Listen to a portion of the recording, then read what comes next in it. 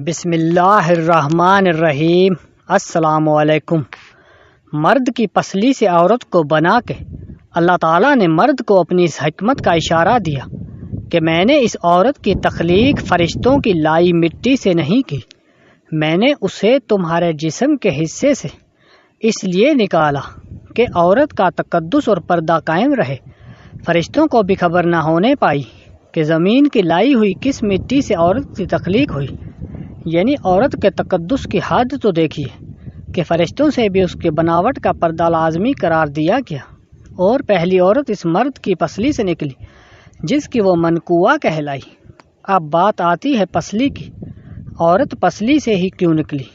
کیا ٹیڑھا پن وہیں سے ملا؟ نہیں، یہاں بھی حکمت سے خالی بات نہیں۔ انسانی جسم میں دل اور بہت سے نازک حصے پسلی کے پیچھے چھپے ہیں، یعنی پسلی ایک ڈھال ہے۔ ان نازک حصے کے لیے تو اللہ نے عورت کو پسلی سے نکال کے یہ نہیں بتایا کہ عورت میں ٹیڑھا پن ہے، بلکہ اس عورت کو پسلی کی تخلیق کے یہ بات سمجھا دی کہ عورت وقت بڑھنے پہ ڈھال بھی بن سکتی ہے۔ حضور پاک صلی اللہ علیہ وسلم صحابہ کی محفل میں جلوہ فرما تھے کہ ایک شخص حاضر ہوا اور عرض کرنے لگا، یا رسول اللہ، کوئی ایسا مومن بھی ہے جو جہنم میں رہے گا؟ حضور پاک فرمانے لگے، ہاں، ایک شخص ایسا ہوگا جو جہنم کی گہرائی میں 1000 سال رہے گا اور مسلسل اونچی آواز میں پکارتا رہے گا، یا حنان یا منان۔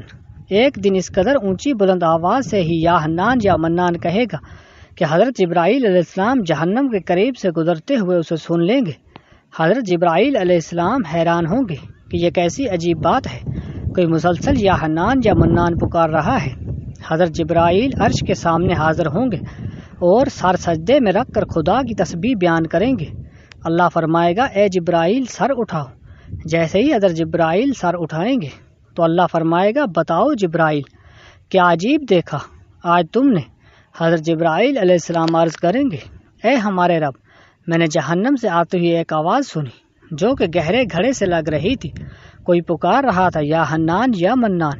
اللہ فرمائے گا، اے جبرائیل، جہنم کی 2 رکعہ مالک کے پاس جاؤ اور اسے کہو کہ جو بندہ یا حنان یا منان کی صدا لگا رہا ہے اسے جہنم سے نکال کر تمہارے حوالے کر دے، پھر اسے میرے پاس لے آؤ۔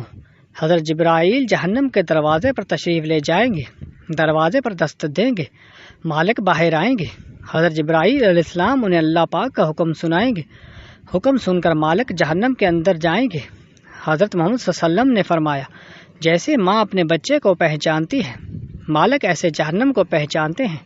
اس کے باوجود آپ یا حنان یا منان کہنے والے شخص کو تلاش نہیں کر پائیں گے۔ باہر تشریف لائیں گے، حضرت جبرائیل علیہ السلام سے عرض کریں گے، اے جبرائیل، جہنم نے گہرا سانس لیا ہے، اس لیے کون سی چیز پتھر ہے، کون سی لوہا اور کون انسان، اس کی پہچان نہیں ہو رہی۔ حضرت جبرائیل علیہ السلام اللہ کی بارگاہ میں سجدہ کریں گے۔ اللہ پاک ارشاد فرمائے گا، اے جبرائیل علیہ السلام سر اٹھاؤ، تم یا حنان یا منان کہنے والے کو کیوں نہیں لائے؟ جبرائیل علیہ السلام عرض کریں گے، مولا، 2 رکعہ جہنم مالک نے بھی معذرت کر لی ہے، کہتے ہیں جہنم نے گہری سانس لی ہے، اس وجہ سے پتھر، لوہے اور انسان کے درمیان کوئی فرق نہیں بچا، تو یہ سب جل کر کوئلہ بن چکے ہیں، کسی چیز کی پہچان نہیں ہو پا رہی۔ اللہ فرمائے گا، جبرائیل، مالک سے کہو میرا بندہ جہنم کے فلاں گھڑے میں، فلاں کونے میں اس حالت میں پڑا ہے۔ حضرت جبرائیل علیہ السلام جہنم کے دروازے پر جائیں گے اور حضرت مالک کو یا حنان یا منان پکارنے والے کا پتہ بتائیں گے۔ حضرت مالک جہنم کے اندر جائیں گے اور دیکھیں گے ایک شخص اس کے پاؤں اس کی پیشانی کے ساتھ اور اس کے ہاتھ گردن کے ساتھ بندھے ہوئے ہیں، اور جہنم کے سانپ بچھو اس کے ساتھ لیٹے ہوئے ہیں۔ حضرت مالک اس کی زنجیریں توڑ دیں گے اور جہنم سے نکال کر حضرت جبرائیل علیہ السلام کے حوالے کر دیں گے۔ حضرت جبرائیل علیہ السلام اسے عرش الہی کے سامنے لے کر حاضر ہوں گے، سر سجدے میں رکھیں گے۔ اللہ پاک فرمائے گا، جبرائیل علیہ السلام سر اٹھاؤ۔ جبرائیل علیہ السلام سر اٹھائیں گے۔ اب اللہ پاک اس بندے سے فرمائے گا، اے بندے، کیا میں نے تیری بہترین تخلیق نہیں کی تھی؟ کیا میں نے تیری طرف رسول نہیں بھیجے تھے؟ کیا میرے رسولوں نے تمہیں میری کتاب نہیں سنائی تھی؟ کیا میرے رسولوں نے تمہیں نیکی کا حکم نہیں دیا تھا؟ کیا تجھے برائی سے منع نہیں کیا تھا؟ وہ بندہ ساری باتوں کو مانے گا، اقرار کرے گا، یا اللہ، تو نے میری بہت تخلیق فرمائی، تیرے رسول تشریف لائے اور انہوں نے تیرے احکام بھی سنائے۔ اللہ پاک فرمائے گا، فلاں فلاں گناہ کیوں کیا؟ وہ عرض کرے گا یا اللہ میں نے اپنی جان پر ظلم کیا جس کے سزا میں مجھے جہنم میں ڈال دیا، اے اللہ اس کے باوجود میری امید نہیں ٹوٹی، مجھے تیری رحمت سے امید تھی، میں حنان یا منان پکارتا رہا، مولا تو نے مجھے اپنے فضل سے جہنم سے نکالا ہے، یا اللہ مجھ پر رحم فرما۔ اللہ پاک فرمائے گا اے فرشتوں گواہ ہو جاؤ، میں نے اس پر رحم کیا اور اسے معاف کر دیا۔ ناظرین آئیے اپنا محاسبہ کرتے ہیں کہ ہم میں کوئی ایسا ہے کہ جو کہہ سکے کہ اپنے ایمان کا حساب کر سکتا ہوں۔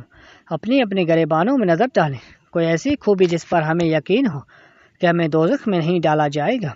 ہزاروں سال کی عبادتیں بھی رد ہوتی دیکھی گئیں، تو بس اللہ سے دعا کرتے رہیں کہ اللہ ہمیں جانتے ہیں کہ اگر ہمارے ایمان کا سخت حساب لیا گیا تو یقیناً ہم نہیں بچ پائیں گے، ہم بے حد گناہ گار ہیں، لیکن اے اللہ پاک ہم تیری رحمت کا سوال کرتے ہیں، ہم سے حساب اپنی عدل و انصاف پر نہ لینا بلکہ ہمیں اپنی رحمت اور عطا کا سایہ رکھنا۔